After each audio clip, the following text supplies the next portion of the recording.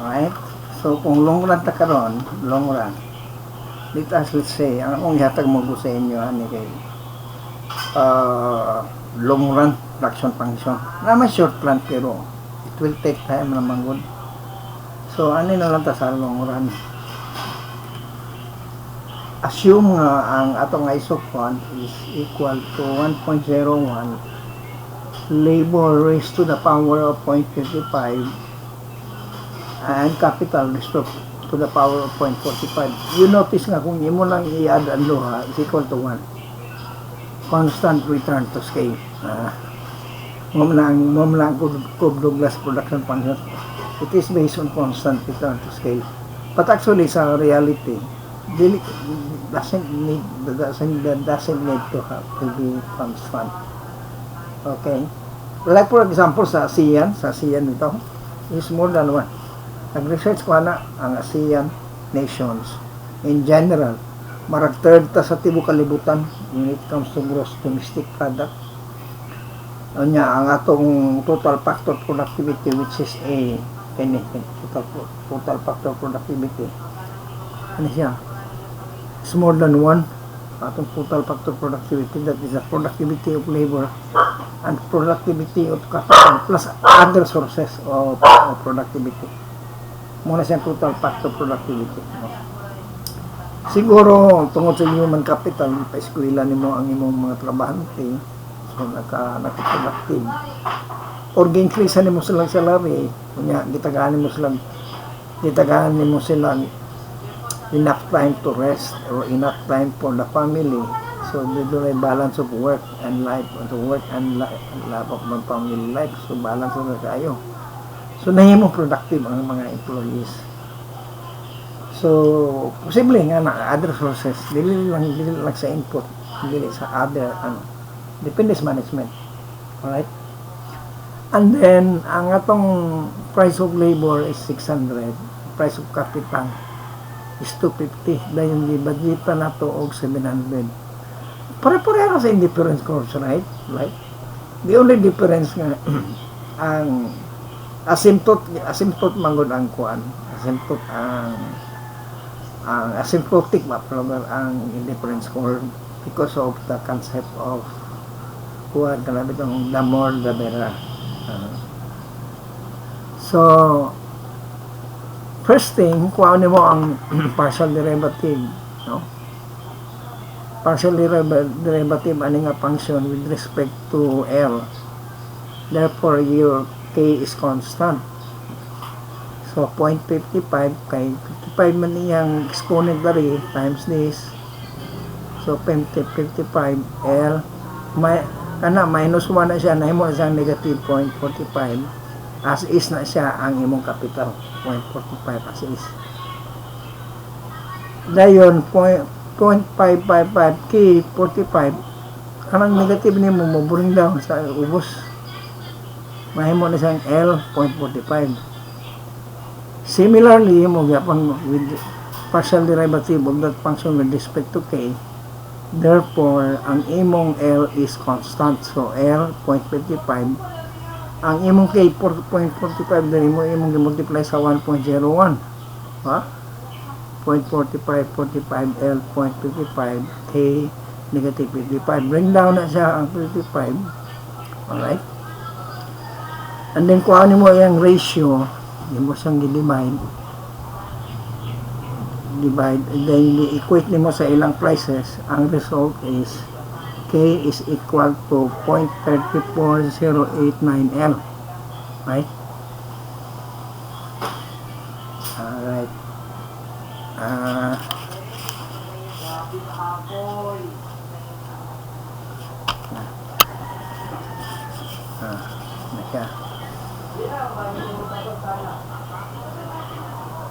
Okay? Imong i-divide ng duha, mo na siya. I-divide po nimo, i-equate nimo sa ilang presyo. K is equal to 0.34089 L. Alright? Imo din yung i-substitute dito sa equation, which is 600 L plus 250 capital equals 7,000. 600L plus 250 times 3.34089L, 7,000. L is 10.215. K is 3.4824. So, muna siya. Tangent sa imong ISO 1. Ang imong capital is 3.4824 while ang imong labor is 10.215. Now, makuha nimo ang productivity of labor. Which one is more productive, ani? Labor or capital? Makuha nimo yapon, no? Makuha nimo ang productivity of labor and capital. How? Well, ang imong productivity, pila to? Ang imong productivity, diniman nyo. Nara.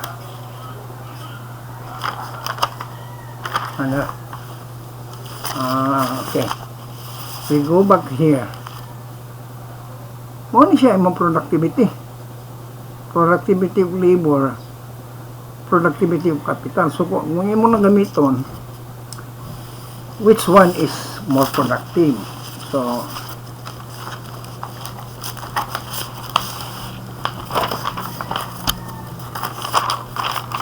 which one is more productive? So, i-determine na ito siya karon, no?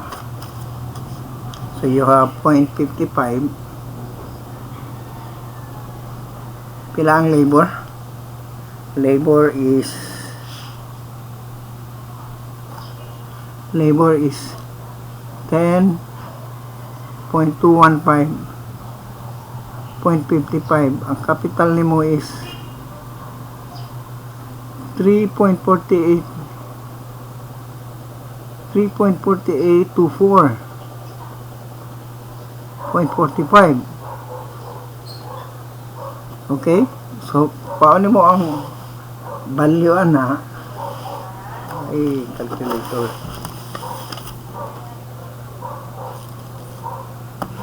Kakadit lang.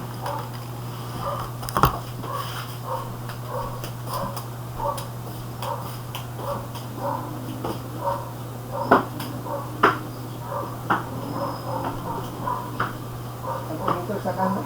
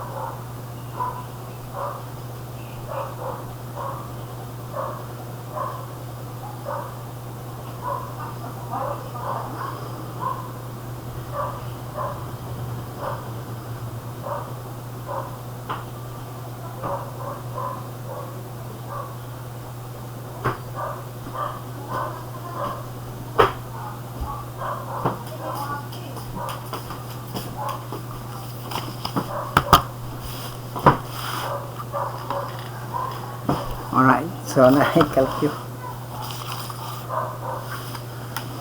O tanang magirahin, ito productive na ni ang machineries ba, equipment or tao. Mga tanang isa nilo. Pilay per share sa labor when it comes to output. So 0.55 isa 3.48 24 raised to the power 0.45 times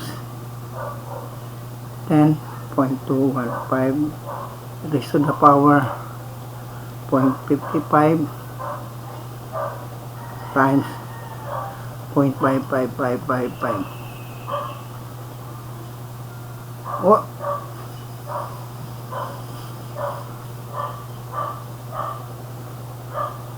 yeah, ay sasabi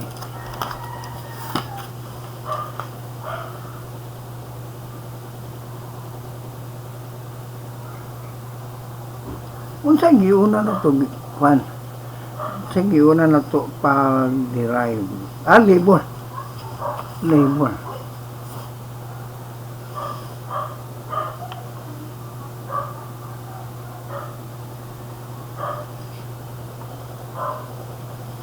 Okay.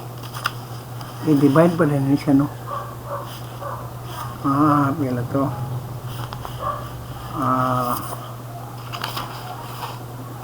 Mahuman siya. Pantang na magunay ang iyang kontan lisod pagtanaw. Kani siya. Muna siya atong margin of productivity labor. Kani. Ba?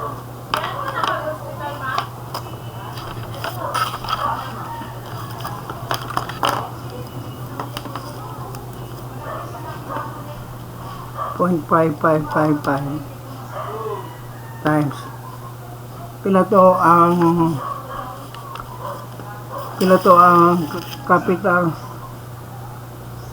capital is 3.48 24 raised to the power 0.45 divided by 10.215 raised to the power 0.27. So kani siya is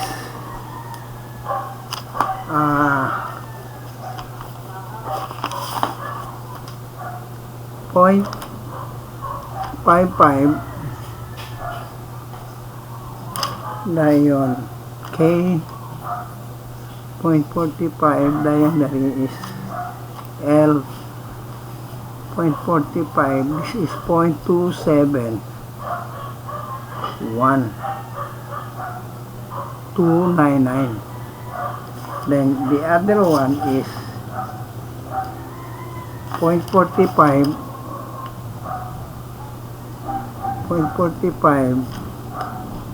na to po L 0.55 i-divide di mas capital which is 0.55 muna productivity of labor.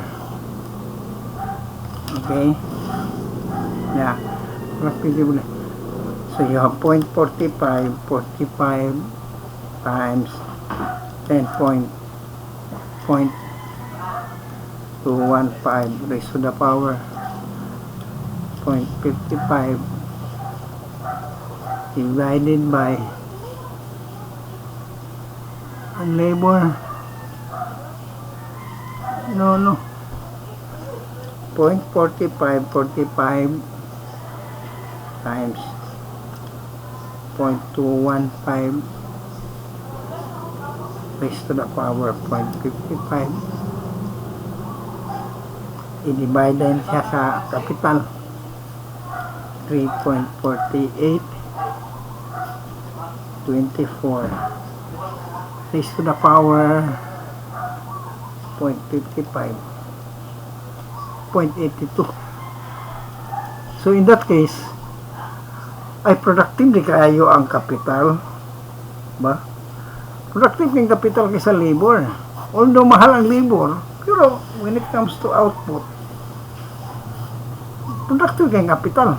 So kung imong iyan ang point, iyan mo na siya which is actually equal to 1 kaya equal man siya constant return to scale. Iyan na to plus 0.27 129 1.27 129 ni-increase lang siya gamay 1. Anyway, 0.27 1299 plus 0.82 145 isublo siya 1.9. Anyway, that is supposed to be estimate ang lugar nato ni siya. It's more or less equal to constant return to scale. So here, marginal productivity of capital is higher compared sa labor. Ba?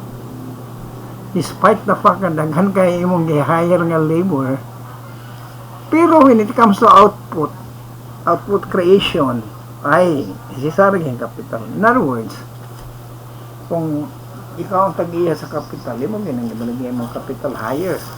Mas expensive kaysa labor. Alright, so that's it.